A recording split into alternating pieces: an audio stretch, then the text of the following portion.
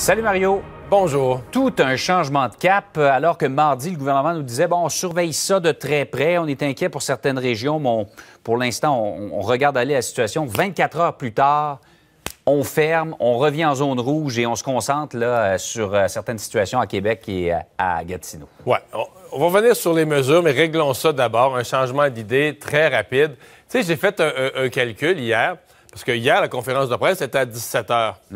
Mais elle a été convoquée dans votre émission vers la fin de l'émission. On va un peu passer 9 heures, hein, quelque chose comme ça. Tu es conscient qu'à ce moment-là, quand on envoie la convocation, là, ça veut dire qu'on a une décision de prise, on a quelque chose à annoncer, on convoque. Ça faisait exactement 19 heures que M. Legault avait fini sa conférence de presse de la veille. C'est ça.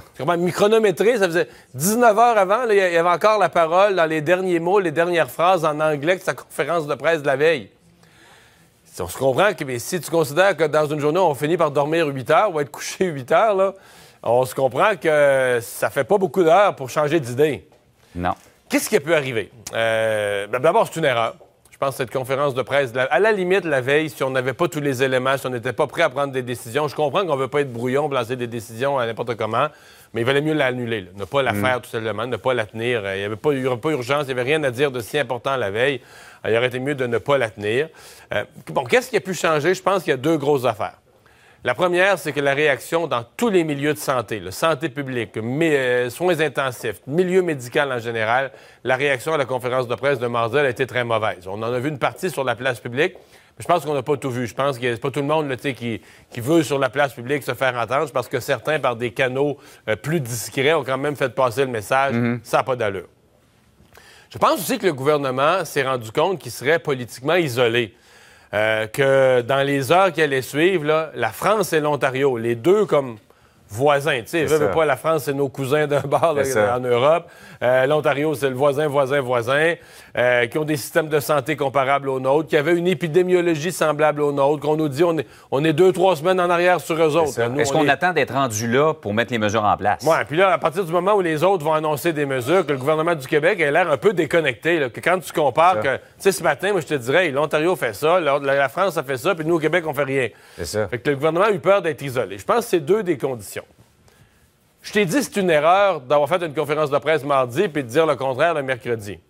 Je vais te dire, ça aurait été une erreur bien plus grande, bien plus grave, de dire, ben là, parce que mardi, on s'est un peu empêtré. On maintient le cap. On n'annoncera pas de mesures, on va attendre la semaine prochaine pour laisser passer du temps. Et là, pendant ce temps-là, à Québec, à Lévis, à Gatineau, la situation continue de se dégrader à vitesse grand V. Ça aurait été une erreur beaucoup plus grande. Donc, on corrige. Dans le fond, corriger une erreur, c'est toujours moins pire. Là. C'est ça. Faut t'avouer à moitié pardonner, comme on dit. Bon, ça fesse quand même. Appelons les choses par leur nom. Les gens espéraient qu'on s'en sauve de la troisième vague. Les gens espéraient que la vaccination arrive assez vite. C'est que là, le mois de février qu'on a perdu où on ne vaccinait plus, il nous revient sur le nez. Là, parce que le manque de vaccins au mois de février, c'est... À l'époque, j'entendais des gens qui défendaient M. Trudeau, disaient « Ah, mais là, c'est pas grave, c'est de l'impatience, on va finir par tous être vaccinés pareil à l'été. » Oui, c'est vrai. Mais là, on est frappé par une vague en avril où nos personnes vulnérables ne sont pas toutes protégées. Une partie le sont. D'ailleurs, dans les CHSLD, ça va vraiment beaucoup mieux. Mais une partie importante de nos personnes vulnérables sont toujours pas protégées. Et donc, ça aggrave la prochaine vague. Ça fait qu'il faut prendre des mesures plus importantes. Donc, l'arrêt de vaccination, on en paye un prix élevé. Je ne dis pas que la situation était facile, mais la stratégie de vaccination du Canada a été un flop monumental à partir de l'entente avec la Chine. Je remonte au mois de mai 2020, l'année passée. Et tout ça a été un flop monumental qui fait que le Canada se retrouve dans le peloton de queue des pays en termes de rythme de vaccination. On paye un prix très élevé pour ça. Mais bon, il faut ce qu'il faut. On peut juste espérer que ce soit de courte durée. Ce qui frappe, évidemment, c'est à quel point c'est contagieux, à quel point ça va vite. Les exemples nous déboulent dessus, entre autres dans la région de Québec. Je ne sais pas si tu as vu au séminaire Saint-François. Ouais. Tu sais, le parallèle, puis là, je suis même pas au niveau scientifique, je suis juste dans les observations de terrain des gens qui, par exemple, qui sont dans le milieu scolaire. Quand, avec la COVID traditionnelle, on était quand même assez fiers. On disait, on garde les écoles ouvertes, tout ça. Puis dans beaucoup de cas, on a un cas dans une classe. Bon, on ferme la classe, on teste tout le monde, puis on se rend compte qu'il y en a contaminé 2. Fait que là, tu as 3 cas dans la classe. Celui qui l'a amené, là, puis il l'a donné à 2 autres. 3 cas dans la classe. Au séminaire Saint-François, ils ont une classe, c'est 37 sur 40 qui l'ont, là. Puis je pense pas que c'est parce que les enfants, les kids sont tous embrassés, là. C'est parce que c'est contagieux. Vraiment plus. Là. Vraiment, vraiment. C'est la même histoire que nous racontent les enseignants de la région du Bas-Saint-Laurent. Il y a eu des éclosions importantes. C'est la même histoire que nous racontent les médecins, microbiologistes, infectiologues, les spécialistes des infections. C'est la même affaire que me racontait hier un médecin virologue d'Ottawa qui disait, là, le 2 mètres, là, plus avec le variant, là, il dit plus assez. Il me disait clairement, il disait, à 2 mètres, vous enlevez votre masque. À l'intérieur, là, vous êtes à 2 mètres, vous enlevez votre masque. Si vous restez quelques minutes, vous allez avoir la COVID. Vous allez avoir la COVID. Si aucun des deux là, vous ne l'aurez pas, là. Mais si un des deux est porteur d'un variant, parce que le variant est beaucoup plus transmissible, en fait, ça va prendre beaucoup moins d'aérosols. Les fameuses gouttelettes, là, ça va en prendre beaucoup moins pour donner la COVID, là, pour se la passer d'un à l'autre.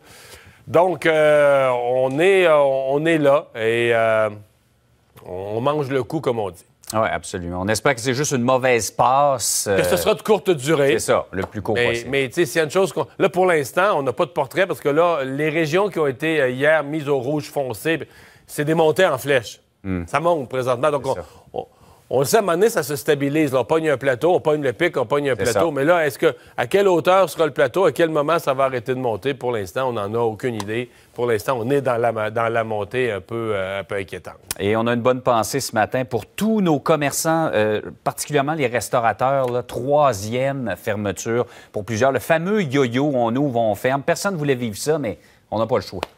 Oui, mais là, je vais te commenter le mot yo-yo parce qu'il est beaucoup utilisé. Puis tout le monde dit « Ah, c'est ça qu'on voulait pas, c'est la dernière affaire qu'on voulait, revenir en arrière, jouer au yo-yo avec les commerçants. » D'abord, je comprends que pour les restaurateurs en particulier, pour les autres, pour les commerces de détail, tu comprends? Mettons que tu vends du linge, tu barres la porte, le linge, il pourrira pas, là. Tu vas rouvrir, mettons, dans 2 semaines, là, puis quand tu vas pouvoir, puis le vêtement va être encore là. Je dis pas que c'est le fun puis c'est drôle, là. C'est dramatique aussi. Mais pour les restaurateurs, c'est que là, ils viennent de remplir. Tu sais, tu comprends? C'est que quand tu fermes, là, bon, les congélateurs, c'est tel que tel. Le sec, là, la farine, puis le sucre, le sec, ça se garde. Mais tout le frigo, à 2 reprises déjà, les restaurateurs ont tout donné à des banques alimentaires, puis à des soupes populaires, puis tout ça. Puis là, ben là, on va leur faire encore. Puis quand tu veux rouvrir, ben là, il faut que tu remplisses ton frigidaire avec, là, sur la marge de crédit, avec de l'argent que tu as pu, cassé comme un clou, tu remplis tes frigidaires. C'est très... Et j'espère que les programmes gouvernementaux, peut-être, vont tenir compte de cette particularité-là pour les restaurateurs. Mais je vais me porter ce matin à la défense du fameux, là, on utilise le mot yo-yo, là, L'alternative à ça, là, c'est de laisser tout le monde fermer tout le temps, là. Je veux dire, est-ce qu'il aurait été de bonne loi... Je pense aux gens de la Côte-Nord, je pense aux gens de la Gaspésie qui, eux, sont passés du rouge au orange il y a déjà 2 mois. C'est ça. Ça a bien été. On était à 0 cas, on est resté à 0, 1, 2 cas, presque rien. Ils sont passés du orange au jaune. Tu sais, est-ce que tu vas... Puis, moi, te mettre ça au pire. Mettons qu'il arrive des éclosions épouvantables là, en Gaspésie dans les prochains jours, on est obligé de refermer. Mais s'ils ont été ouverts, les commerces, les restaurants, pendant 2 mois... Bien, c'est 2 mois où les gens ont pu vivre, c'est 2 mois où les restaurants ont pu marcher, où l'économie a pu marcher. Tu sais, c'est jusqu'où tu vas poser des gestes aussi durs? Tu sais, c'est des gestes durs, là, fermer les restaurants, fermer les commerces.